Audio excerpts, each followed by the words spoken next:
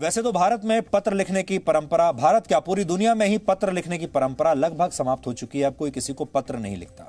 लेकिन आज देश के प्रधानमंत्री नरेंद्र मोदी ने अंतर्राष्ट्रीय क्रिकेट से संन्यास ले चुके महेंद्र सिंह धोनी के नाम एक चिट्ठी लिखी है।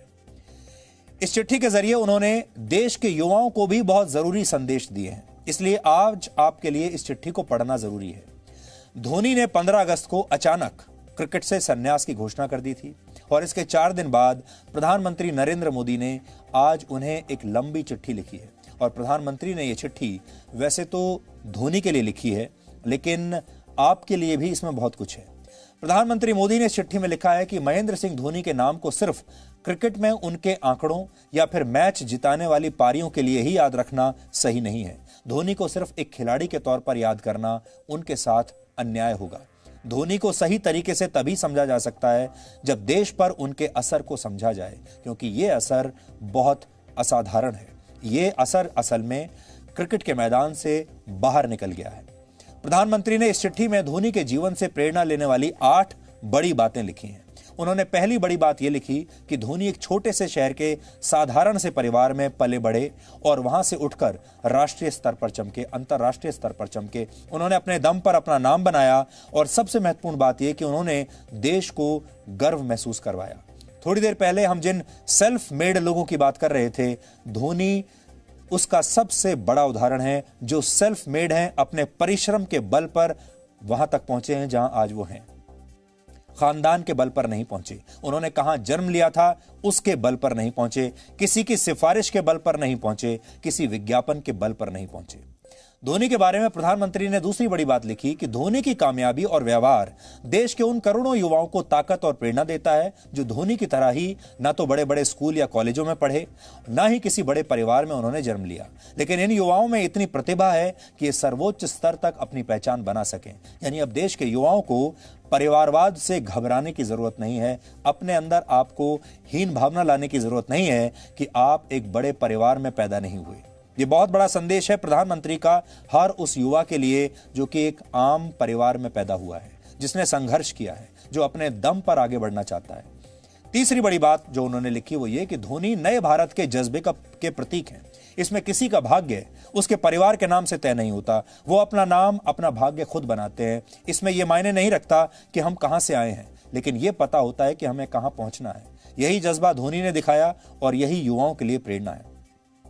चौथी बात यह लिखी कि जिस तरह से धोनी मैच के दौरान खतरे उठाते थे, जोखिम उठाते थे, रिस्क लेते थे और दबाव के बीच भी उन युवा खिलाड़ियों पर भरोसा करते थे जिनका कोई बड़ा नाम नहीं था, उसी तरह से धोनी को देखकर बड़ी हुई आज की पीढ़ी भी जोखिम उठाने से, खतरे उठाने से, रिस्क लेने से डरती नहीं है और कठिन समय में एक दूसरे की क्षमताओं पर विश्वास करती है।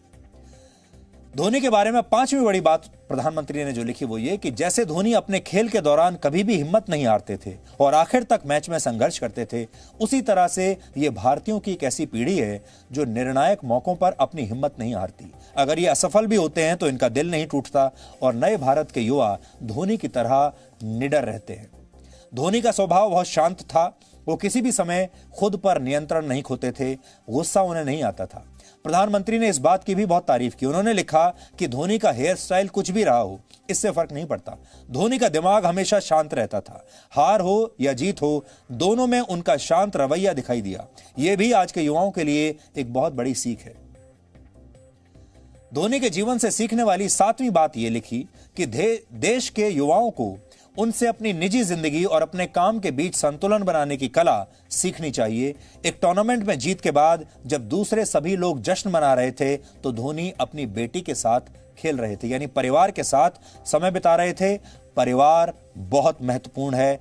आप खेल में कितने भी बड़े स्टार बन जाइए, अपने क्षेत्र में कितने भी बड़े स्टार बन जाइए, लेकिन अपने परिवार की अनदेखी कभी मत कीजिए।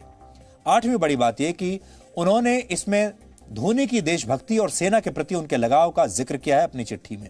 उन्होंने लिखा, धोनी का भारतीय सेना के प्रति विशेष लगाव रहा है।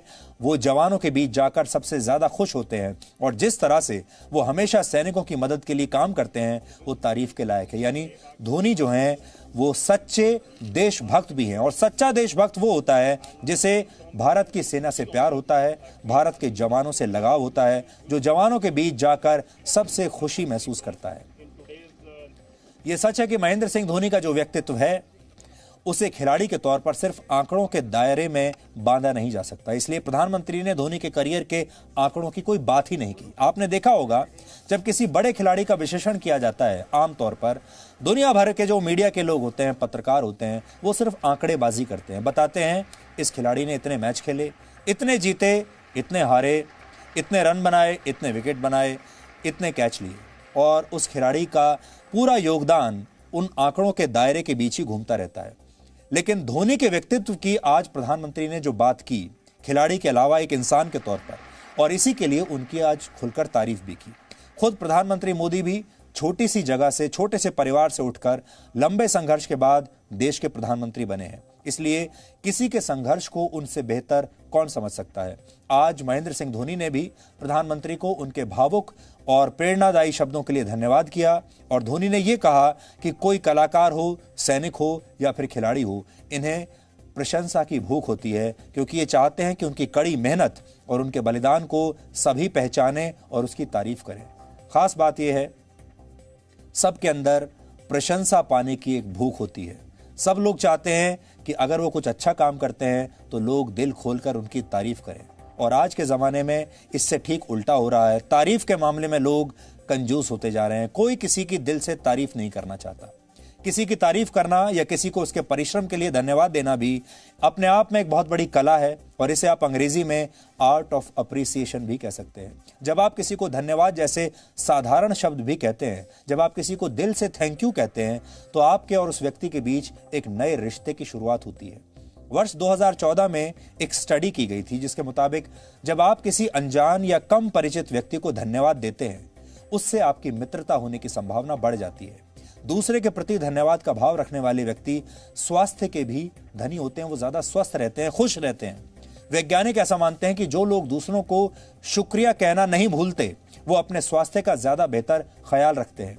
पर्सनैलिटी एंड इंडिविजुअल डिफरेंसेस नामक जर्नल में छपी एक स्टडी के मुताबिक ध्यान देने वाले लोग, धन्यवाद देने वाले लोग ज्यादा व्यायाम करते हैं और समय समय पर अपने शरीर की जांच भी कराते हैं। इसी तरह आर्ट ऑफ अप्रिसिएशन आपके मानसिक स्वास्थ्य के लिए भी महत्वपूर्ण है। दूसरे की तारीफ करने से या उसे धन्यवाद कहने से आपकी निराशा, कुंठा और नकारात्मकता दूर होती है। यह आपको मानसिक तौर पर भी मजबूत बनाती है। एक मशहूर ग्रेटिट्यूड रिसर्चर के मुताबिक दूसरों की तारीफ करने से आपके अंदर संतुष्टि का भाव आता है, और इससे आपके अंदर डिप्रेशन भी कम होता है। अमेरिका की यूनिवर्सिटी ऑफ केंटकी ने वर्ष 2012 में एक अध्ययन किया था, जिसमें पाया गया कि दूसरों के प्रति धन्यवाद का भाव रखने वाले, दूसरों से हमदर्दी रखने वाले लोग होते हैं, और ऐसे लोगों के अंदर दूसरों से बदला लेने की भावना बहुत कम होती है। कई स्टडीज में यह पाया गया कि दूसरों की तारीफ करने वाले लोगों को ज्यादा अच्छी नींद आती है, और यह आत्मविश्वास को भी बढ़ाता है। इसलिए जीवन में आप कुछ भी करें, आपका क्षेत्र कोई भी हो, कितने भी सफल हो जाएं, लेकिन लोगों को धन्यवाद कहना ना भूलें, क्योंकि आप शायद जानते भी नहीं होंगे कि आपकी सफलता के पीछे ना जाने कितने अनजान लोगों की मेहनत होगी, या फिर ऐसे लोग जो अनजान तो नहीं हैं, लेकिन जिन्हें आप अनजान मानकर नजरअंदाज कर देते हैं या इग्नोर कर देते हैं। जो दूसरों के प्रति धन्यवाद का भाव रखता है, उसे जीवन में कभी निराशा हासिल नहीं होती। इसलिए अगर आप चाहें तो आज से अपने जीवन में ये नया बदलाव ला सकते हैं। दूसरों को धन्यवाद कहना सीखिए, और ये भी देखिए कि आपके जीवन में ऐसे कौन कौन से लोग हैं जिन्हें आपको धन्यवाद कहना चाहिए।